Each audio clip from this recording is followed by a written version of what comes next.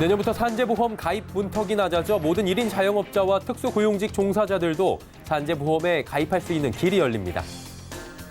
철도노조가 오늘 11일 파업을 예고했습니다. 이 정부는 대체 인력과 버스 등 대체 교통수단을 활용한 비상수송 대책을 마련해 발표했습니다. 서울시내 재건축 재개발 단지 분양가가 올해만 30%, 4년 사이 53%가량이 급등한 것으로 집계됐습니다. 느슨한 분양가 관리가 집값 상승의 주범이라는 지적이 나옵니다.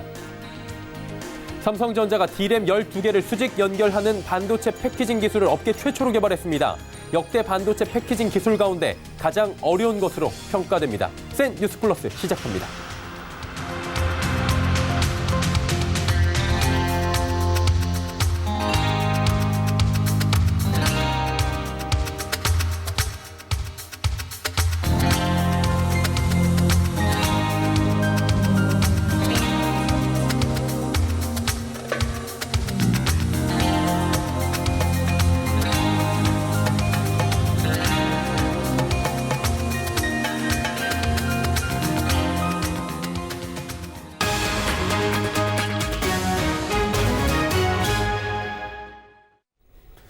시청자 여러분 안녕하십니까? 센 뉴스 플러스 서정덕입니다.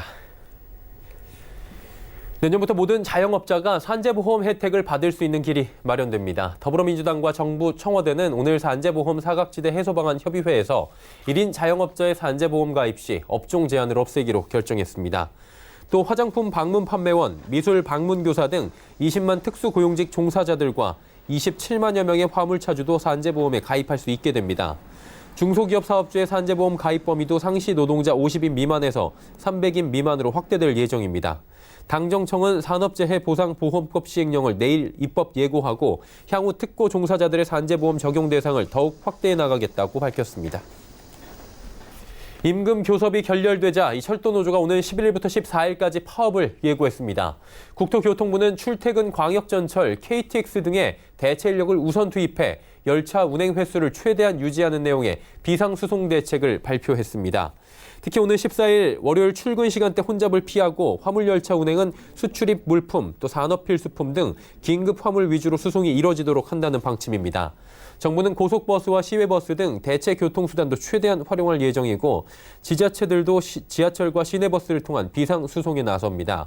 한편 서울 지하철 9호선 노조도 오늘부터 4일간 파업에 돌입하며 서울시 측은 9호선 이용 시민은 평소보다 일찍 집에서 나와달라고 당부했습니다.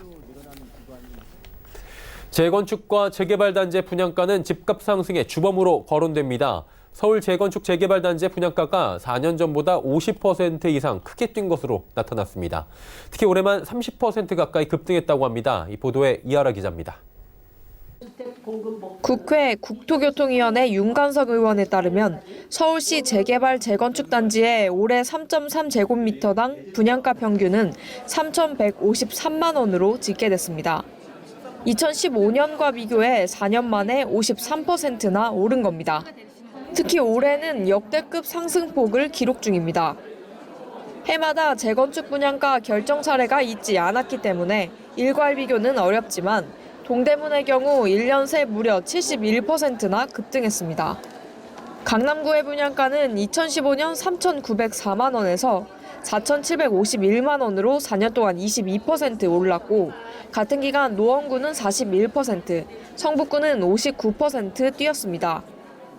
분양가격이 크게 오른 것에 대해 윤 의원은 허그 분양가 심사 기준이 고분양가를 관리하기에 너무 느슨했기 때문이라며 분양이 이뤄지면 주변 시세가 오르고 이후 단지는 다시 이를 기준으로 시세의 10%를 더해 분양할 수 있으니 분양가가 결국 전체 집값 상승을 이끈 것이라고 진단했습니다. 올해 6월 지침이 개정되기 전까지 허그는 해당 단지 지역에서 최근 1년 내 분양 아파트가 있으면 그들의 평균 분양가 이하로, 분양 후 1년 지난 아파트가 있다면 분양 당시 평균 분양가의 최대 10%의 시세 상승분을 반영해 새로 심사받는 단지의 분양가를 정했습니다. 주변에 이미 준공된 아파트들밖에 없는 경우 평균 매매가의 110% 이내에서 분양가가 결정됐습니다. 지침을 개정한 지난 6월부터는 주변에 분양 후 1년 이상 지난 아파트가 있다면 신규 분양가는 그들의 평균 분양가보다 최대 5%만 더 받을 수 있게 했습니다. 또 주변에 준공 아파트만 있는 경우 평균 매매가를 넘지 않도록 못 박았습니다. 서울경제TV 이하라입니다.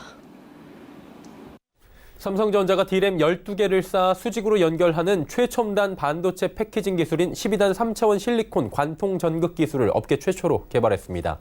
이 기술은 반도체 칩의 머리카락 굵기의 20분의 1 수준인 미세한 전자 이동 통로 6만 개를 만들어 연결하는 방식입니다. 기존 기술보다 칩 간 신호를 주고받는 시간이 짧아져 속도와 소비 전력, 용량을 획기적으로 개선할 수 있습니다. 삼성전자는 인공지능과 자율주행 등에서 고성능을 구현하는 최첨단 패키징 기술이 중요해지고 있다며 초격차 기술 리더십을 이어가겠다는 전략입니다. LG전자가 올 3분기 잠정 매출 15조 6,990억 원, 영업이익 7,811억 원을 올렸다고 공시했습니다. 매출은 3분기 기준 역대 최고치였던 지난해보다 1.8% 늘어나며 또다시 신기록을 갈아치웠습니다. 전분기인 2분기와 비교해도 0.4%가 증가한 겁니다. 영업이익은 1년 전보다 4.3% 증가했고 전분기 대비 19.7% 늘었습니다. 3분기 기준으로 지난 2009년 8,510억 원 이후 역대 두 번째로 많은 규모입니다. 올 3분기 실적 호조는 스마트폰 사업을 담당하는 모바일 커뮤니케이션 본부의 적자가 비교적 큰 폭으로 줄어든 데다 생활가전과 TV 사업도 선전한 데 따른 것으로 분석됩니다.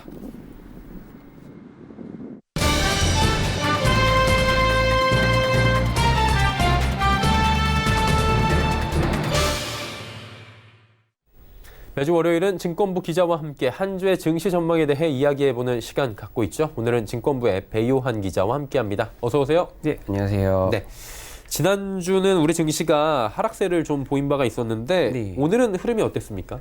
네. 오늘 코스피와 코스닥 지수는 4월 만에 반등에 성공했습니다. 이날 강세 출발한 코스피 지수는 장중 개인과 외국인의 차익 실현 매물로 하락 전환하기도 했으나 기관의 순매수세에 힘입어 전거래일 대비 0.05% 상승한 2021.73의 장을 마감했습니다. 코스닥 지수는 외국인이 700억 원 이상 사들이며 0.86% 상승한 627.21을 기록했습니다. 네, 양시장 모두 상승했는데 상승 요인은 어떤 것들이 있었을까요? 네, 지난 금요일 미국에서는 예상을 뛰어넘는 고용지표가 발표되면서 경기 둔화 우려를 완화시켰는데요. 엇갈린 지표로 인해 뜨겁지도 차갑지도 않는 적당한 상태를 뜻하는 골디락스 상태가 나타났습니다. 이에 따라 지난 금요일 미국 뉴욕 3대 증시는 일제히 1.4% 이상 상승 마감했는데 국내 증시도 동반 상승 흐름을 나타낸 것으로 보입니다. 그리고 미국의 고용지표 호재에 앞서서 주요국들의 제조 PMI는 하락세를 나타내 글로벌 경기 둔화 우려가 증폭되기도 했었는데요. 네. 미국의 9월 제조 PMI는 10년 만에 최저치를 기록했고 유로존의 PMI 역시 하락해 2013년 6월 이래 최저치를 갈아치웠습니다. 네, 실업률은 어떻게 하락했는지 좀 설명을 해주실 수 있습니까? 예. 하지만 지난 금요일 발표된 미국의 9월 실업률은 3.7%에서 3.5%로 하락해 반세기 만에 실업률이 최저치로 떨어지면서 제조업 지표 악화에 따른 경기 둔화 우려감을 상쇄시켰습니다. 네, 그러다 보니까 이번 주도 어떤 시장이 될지 예측하기가 좀 어려울 것 같은데 주목해야 할 이슈들이 어떤 것들이 있는지 좀 짚어주시겠습니까? 네, 이번 주에는 증시에 영향을 미치는 이벤트들이 줄줄이 대기하고 있습니다. 내일 삼성전자의 3분기 잠정 실적 발표를 시작으로 연준의 9월 FOMC 의사록 공개와 미중 고위급 무역 협상 등이 진행될 예정인데요. 업계에서는 3분기 반도체 수익성 개선이 삼성전자 실적을 견인할 것이란 전망이 나오고 있습니다. 유종우 한국투자증권연구원은 낸드 플래시는 이미 정상 재고 수준으로 낮아졌고 D램도 내년 상반기에 정상 재고 수준에 도달할 것이라고 분석했습니다. 그리고 오는 9일에는 미국 연방공개시장위원회 의사록이 발표될 예정인데요. 향후 연준의 금리 정책 방향을 살펴볼 수 있다는 점에서 중요한 단서가 될 수 있습니다. 미중 스몰딜 가능성도 나오고 있는데요. 김영환 KB증권 연구원은 10월 미중 고위급 무역 협상을 앞두고 스몰딜에 대한 기대감이 높아지고 있는 추세라며 미중 무역 분쟁 리스크는 8월 대비 크게 감소했다고 분석했습니다. 네. 이에 따라서 우리 증시가 어떻게 갈지가 궁금한데 어떤 방식으로 좀 흘러갈까요? 네, 이번 주 증권가가 제시한 코스피 전망치는 최저 2000선에서 2080선으로 나타났습니다.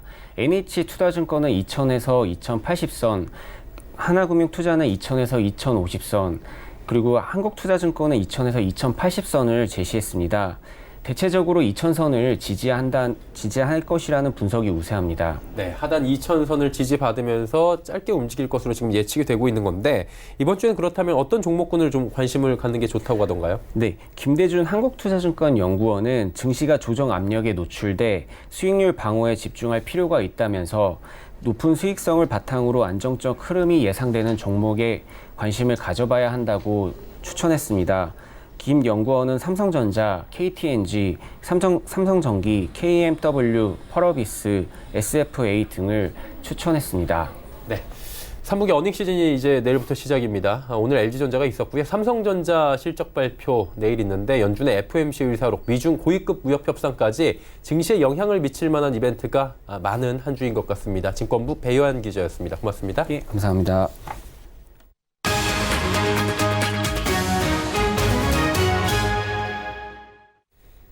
지난 2년간 이 서민의 내 집 마련 기간이 전국적으로 4.7년 늘어났다는 분석 결과가 나왔습니다.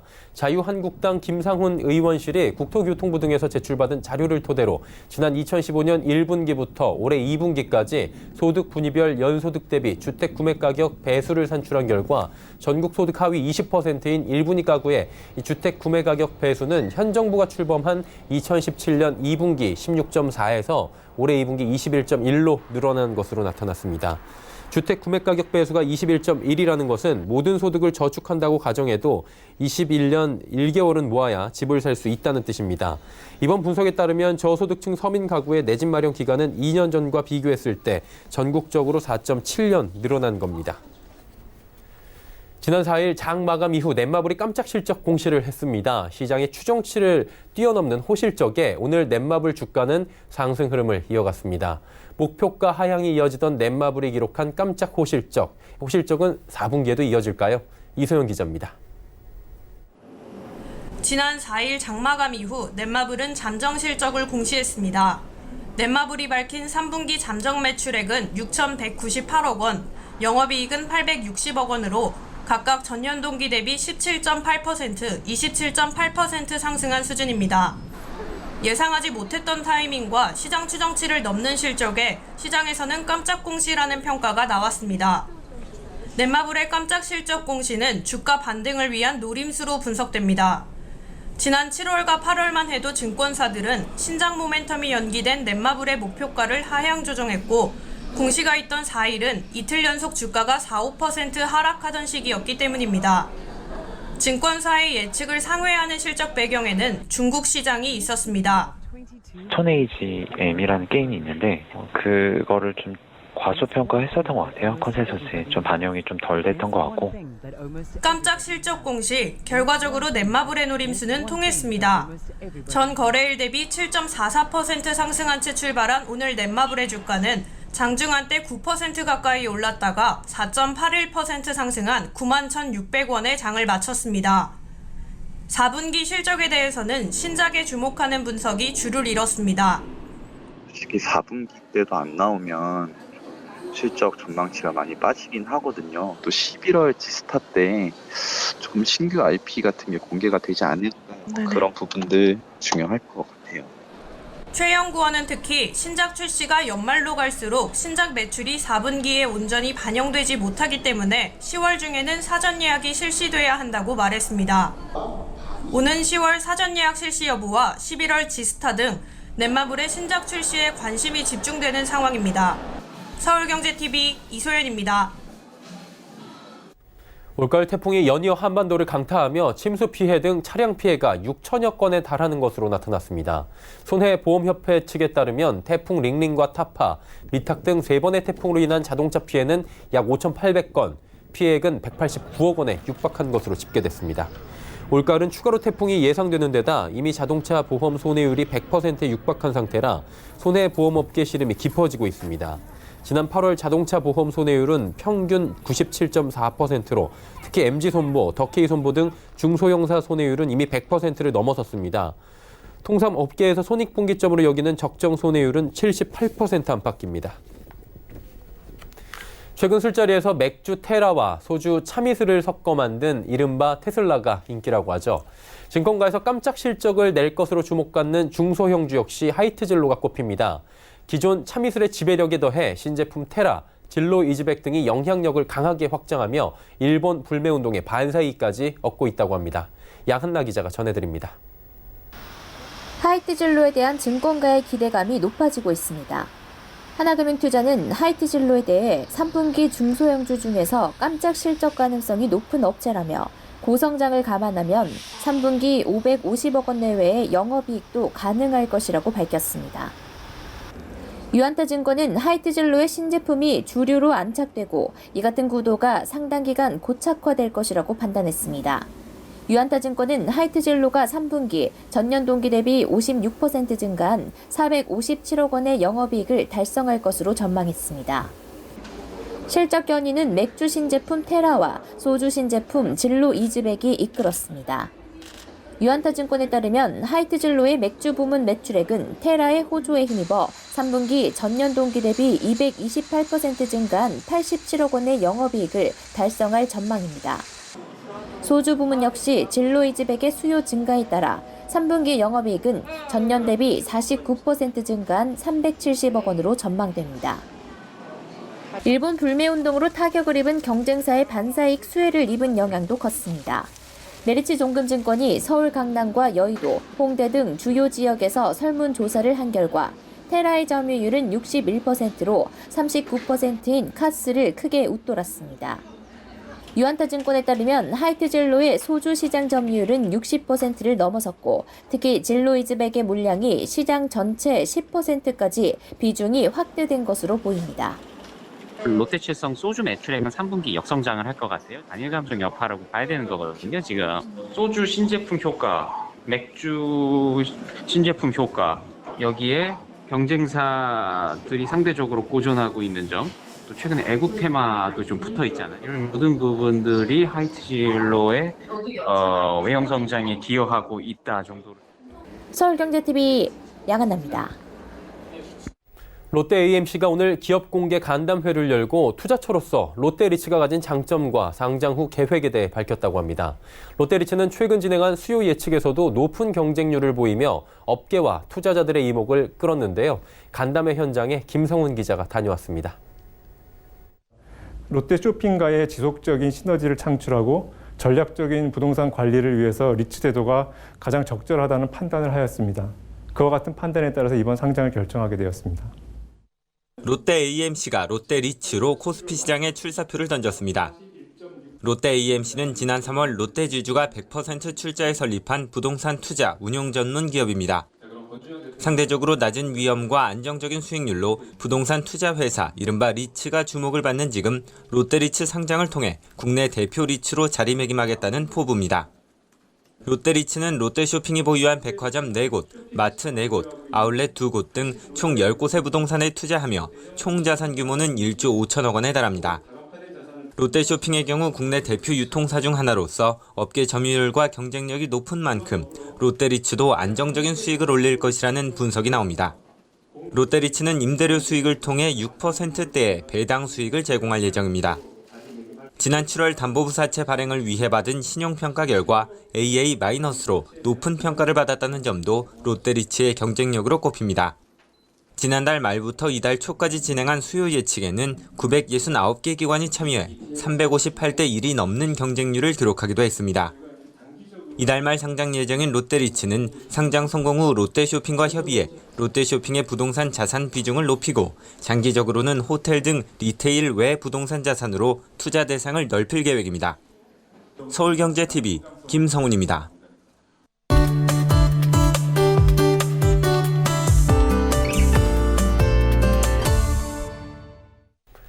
최근 들어 자율주행차 등 신기술을 접목한 자동차들이 개발되고 있는데 변치 않는 것이 있다고 합니다. 바로 날씨에 적합한 자동차라는 건데요. 지구온난화 이어지면서 폭설, 한파, 폭염 계속해서 잦아지고 있는 상황입니다. 자동차 업계는 그러다 보니 기후 변화에 적합한 차종 개발에 관심을 갖고 있다고 합니다. 자, 그래서 오늘은 날씨와 자동차의 관계 알아봅니다. K웨더의 반기성 예보센터장과 함께합니다. 어서 오세요. 네, 안녕하세요. 네. 날씨 관계는 후륜구동이 눈이 많이 내리는 지역에는 잘 안 팔리고 사륜구동이 잘 팔린다 이런 얘기들이 있는데 구체적으로 오늘은 어떤 이야기 좀 들어볼까요? 오늘 소개해드릴 이야기는 날씨를 이용해서 엄청나게 자동차를 많이 팔았던 사례입니다. 네. 그래서 자동차 업계에서 지역별 기후 조건이 소비자들의 소비 행태에 많은 영향을 준다는 사실을 알게 된 사건이기도 한데요. 일본에서 이 산림 벌채를 할 때 쓰던 이름 없던 자동차가 미국에서 대박을 쳤던 이야기입니다. 이제 사건의 내용인즉 1968년 미국의 자동차 오포상이 일본에서 오토바이를 수입을 하기 위해서 일본을 방문해요. 그런데 이제 마음에 드는 오토바이가 없어요. 그래서 여러 기종을 살펴보던 중에 그들의 눈을 번쩍 뜨게 만드는 차가 있었는데요. 네. 아주 작지만 색다른 차로 벌목공들이 벌목 작업을 하면서 사용하기에 만든 중소형 차였습니다. 산악에서 좀 몰아보니까 견인력도 좋고 지프에 비해서 좌석도 넓었습니다. 가장 좋았던 것은 미국제 트럭보다 훨씬 싸다는 점이었죠. 이거야. 미국인 오포상은 이 차를 수입하기로 결정을 합니다. 네, 오포상은 박수를 딱 치면서 이거라고 했는데 결국엔 가성비가 뛰어났다는 건가 봐요? 네, 그렇죠. 가성비가 굉장히 중요한 요소였죠. 예. 근데 이들은 미국의 날씨에서 매우 적합한 차라는 생각을 했다고 해요. 자, 이제 눈이 많이 내리는 미국의 산악 지역이나 동부 지역에서 이 차가 뜰 것이라고 보는 것이죠. 이들은 차를 미국에 들어와 판매를 시작을 했는데 수입한 첫 해 무려 2,738대를 팔았습니다. 자, 이제 자동차 회사들은요, 미국 시장을 공략하기 위해서 엄청난 광고비를 투자하고 있거든요. 근데 이들은 광고비나 마케팅 비용을 거의 지출하지 않았습니다. 산골이나 농촌 지방을 중심으로 특수한 미국 기후에서 운전하기에 아주 적합한 차라는 단순한 광고만 했죠. 그런데 저는 이들의 기발한 마케팅에 놀랐습니다. 네. 이들은 이 차가 날씨와 연관이 있다는 것을 광고하기 위해서 미국 기상학회에 제휴해서 기상학회가 벌이는 각종 행사에 스폰서로 참가를 한 겁니다. 저도 한국기상학회 부회장으로 일했지만 기상학회 스폰서로 참가하는 기업은 사실 매우 적거든요. 한마디로 기상학회 스폰서로 참여를 했다라는 이런 마케팅인 건데 어떻게 성공했습니까? 예상보다 훨씬 큰 효과를 보게 됐죠. 예. 이게 미국 날씨 아주 적합한 차라는 입소문이 퍼지면서 1990년에는 판매량이 10만 대를 넘어섰고요. 1999년에는 15만 6천 대가 팔리면서 완전 대박을 치고 말았죠. 날씨를 이용해 틈새 시장을 가장 잘 공략한 차라는 닉네임이 붙었는데요. 돈 드는 광고도 안 하고 수월하게 미국의 안방을 차지한 오퍼상은 우리들이 이 자동차를 수입할 때 고려했던 것은 시장 규모나 고객의 연령 분포가 아니었다. 오로지 날씨와 기후만 고려했다. 그리고 그 판단이 옳았다라는 말을 하고 있죠. 날씨에 적합한 차라는 건 그 지역에 살고 있는 소비자들한테는 굉장히 큰 또 이점으로 다가올 것 같습니다. 국내에도 이런 사례가 있나요? 사실 미국에 엄청난 차를 팔았던 일본의 조그만 자동차 회사는 이제는 세계인이 알아주는 최고의 차종이 되었죠. 2014년 1월초에 경기도 이천의 이천 지산 포레스트 리조트의 스키 슬로프에서 자동차가 눈 쌓인 슬로프를 오르락내리락 질주하는 시연이 있었습니다.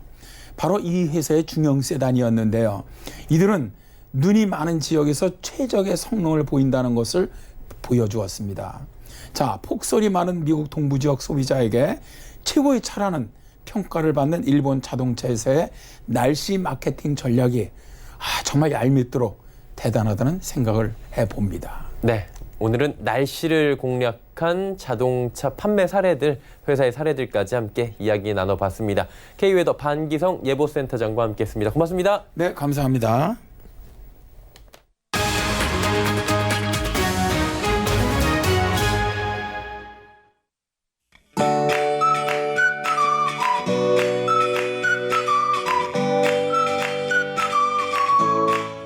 안녕하세요. 안녕하세요. K웨더 라이프스타일 예보 김단비입니다. 내일은 전국이 대체로 맑고 선선한 가을 날씨를 보이겠습니다. 서울의 아침 기온 13도, 낮 기온 21도로 대부분 지역에서 낮 기온이 20도 안팎을 보이며 낮 동안에도 선선하겠습니다. 맑고 선선한 데다가 공기도 청정해서 바깥 활동하기 참 좋겠는데요. 전국의 미세먼지 농도 좋음 단계가 예상됩니다. 이 시각 위성 영상 보시면 대부분 지역에 비가 내리고 있습니다. 이 비는 서쪽 지방부터 차츰 그치기 시작해 밤에 대부분 그치겠습니다. 내일은 중국 북부지방에서 다가오는 고기압의 영향을 받으며 전국이 대체로 맑겠습니다. 다음은 자세한 지역별 날씨입니다. 중부지방은 대체로 맑은 가운데 낮 기온 20도에서 22도 분포를 보이며 선선하겠습니다. 동해안 속초와 강릉의 아침 기온 13도, 낮 기온은 21도가 예상되고요. 울진은 한낮에 24도까지 오르겠습니다. 남부지방 광주는 아침 기온 14도에서 시작해 낮 기온은 22도까지 오르겠고요. 제주의 낮 기온 23도, 대구는 24도가 예상됩니다. 내일 서해중부와 동해중부 먼바다에는 풍랑특보가 발표될 가능성이 있는데요. 바람이 강하게 부는 가운데 물결은 서해상으로 최고 4m, 동해상으로는 최고 3.5m까지 높게 일겠습니다. 항해나 조업하는 선박들은 주의하시기 바랍니다. 한글날인 수요일에는 서울의 아침 기온이 한 자릿수로 내려가며 올 가을 들어 가장 쌀쌀하겠고요. 주말 동안에는 동해안을 중심으로 비가 내릴 전망입니다. 날씨였습니다. 서울 지하철 9호선 노조가 오늘부터 파업에 돌입했습니다. 다행스럽게 오늘 출근길 열차는 정상 운행돼 혼잡은 없었다고 하는데 이 뒤를 이어 철도 노조와 서울교통공사 노조 등이 줄 파업에 나설 방침이어서 출퇴근길 걱정이 커지고 있는 상황입니다. 노동자들의 권리는 충분히 보장받아야 합니다. 하지만 이 과정에서 시민들에게 피해가 간다면 환영받지 못할 수 있습니다. 원만한 해결로 시민들의 불편은 없어야겠습니다. 뉴스 마칩니다. 고맙습니다.